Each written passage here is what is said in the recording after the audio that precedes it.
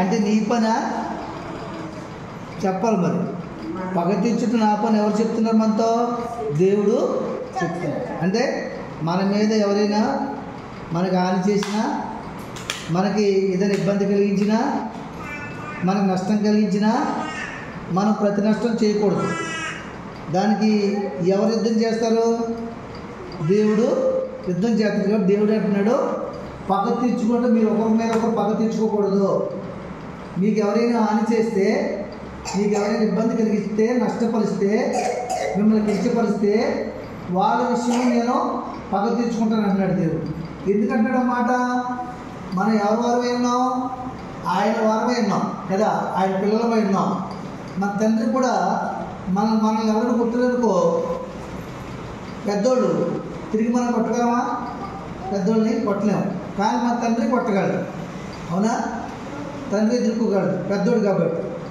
కాబట్టి దేవుడు కూడా ఎలా చెప్తున్నాడంటే, నేను మీకు తండ్రిని అయినాను కనుక లోకంలో మీకు ఎవరు హాని చేసినా, ఎవరు కీడి తలపెట్టినా, ఎవరు మిమ్మల్ని కొట్టినా వారి విషయంలో నేను పోరాడతాను, నేను పగ తీర్చుకుంటాను అంటున్నాడు ఆయన.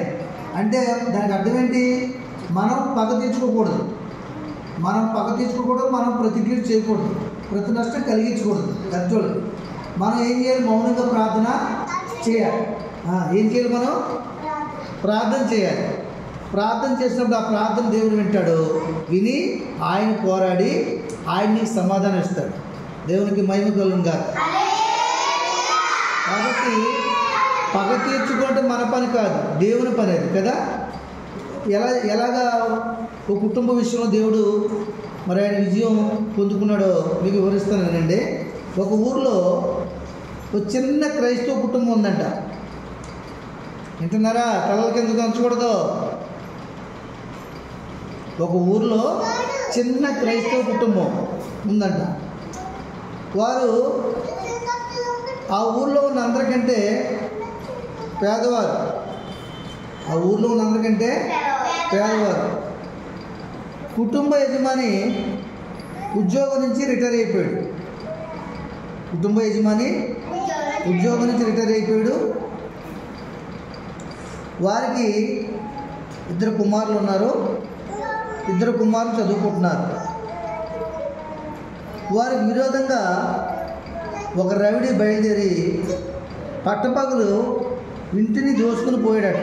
వినండి, వాళ్ళకి విరోధంగా ఒక వ్యక్తి బయలుదేరాడు. అంటే ఒక ఊర్లో జీవిస్తున్నప్పుడు అందరూ మనం ప్రేమించే వాళ్ళు ఉండరు, ఎవరో ఒకరు శత్రువు ఉంటారు. అవునుగా చెప్పండి. అలాగే ఒక శత్రువు బయలుదేరి ఒకరోజు పట్టపగలు వారి ఇంటి దగ్గర లేని సమయంలో వచ్చి ఇంటిని అంతటి ఇంట్లో సామాన్లు దోచుకుని పోయాడట. ఏ